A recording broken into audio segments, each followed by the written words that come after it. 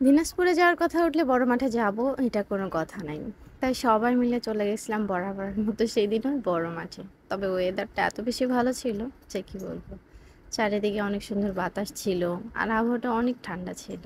দেখতে দেখতে আমার পুচ্চি ভাগিনাও বেশ বড় হয়ে গেছে আর বুড়ার মতো কথা বলে, এত সুন্দর করে গল্প করে যেন মনটা ঠান্ডা হয়ে যায়। তবে প্রচন্ড খচ্চর, যে কিনা আমাকে প্রচন্ড মারধর করে। আপু বলে যে কাউকে কিছু বলে না, কিন্তু আমার সাথে সে প্রচন্ড শয়তানি করে। তাই আমি তাকে মাঝে মধ্যে বলি যে জন্মের পর তো তুমি আমার কাছেই ছিলে 3 দিন, আর আমাকেই মারতেছো।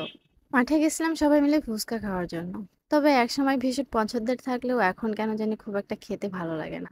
জানি না কেন। মানুষের নাকি পছন্দ অপছন্দ সবকিছুরই পরিবর্তন হয়, সময়ের সাথে সাথে অনেক কিছু চেঞ্জও হয়। ধরতে গেলে আমারও হয়তো বা ঠিক তাই হয়েছে। তবে হ্যাঁ, খাই না বললে ভুল হবে। খাই, ভালো লাগার জিনিস। কিন্তু এখন কেন জানি খুব একটা ভালো লাগে না। আর আমি দিনাজপুরে গেলে নাকি আপুদের ঘোরাফেরা বেশি হয়ে যায়। তবে হ্যাঁ, আমার বাসায় থাকতে খুব একটা ভালো লাগে না, সেজন্য ভাই বোন সবাইকে নিয়ে ঘুরতে বের হই।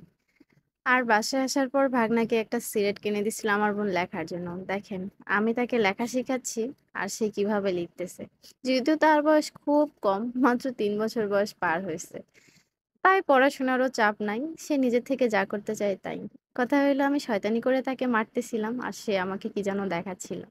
যদিও ভিডিও অনেকদিন আগের, মনে হচ্ছে না ওই মুহূর্তে সে কি বলতেছিল আমাকে। আর আমি তাকে বিরক্ত করতেছিলাম। কারণ সে আমাকে সবসময় মারে।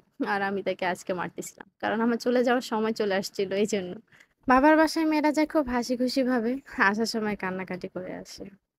আমি যদিও প্রচন্ড চাপা স্বভাবের, মায়ের সামনে কখনোই কান্নাকাটি করি না। তবে কেন জানি টিকিট করার পর মনটা খুব খারাপ ছিল যে চলে যাচ্ছি, আবার কবে আসবো তার কোনো ঠিক ঠিকানা নাই। পড়াশোনাটা যখন ওখানে ছিল তখন কোনো না কোনো সূত্রে কোনো না কোনো বাহানায় বেশ ভালোই যাওয়া আসা হতো। বাট এখন কেন জানি আর মনে হয় না যে খুব একটা যাওয়া হবে। আর এই যে আমার আদুরে ভাগনা, সে কারো কাছ থেকে লিখে নিবে না, শুধু আমার কাছে ছাড়া। আমাকে লিখে দিতে হবে, তার উপরে সে লেখা করবে, চাইলে নষ্ট করে দিবে। সে মিশে ফেলবে, আমাকে তার উপর আবার লিখে দিতে হবে। আবার একটু বকাঝকা করলে ব্ল্যাকমেইল করে। তুমি আমাকে ভালোবাসো না, এটা কোনো কথা? এটুকুনি বাচ্চা ভালোবাসার কি বোঝে? ডাকও অনেক সুন্দর করে ডাকে। যে বকাঝকা করবেন সেটাও হয়তো করা হয় না। এরকম আদুরে বাচ্চার থেকে দূরেও থাকা যায় না, আবার ভালো না বেশিও পারা যায় না।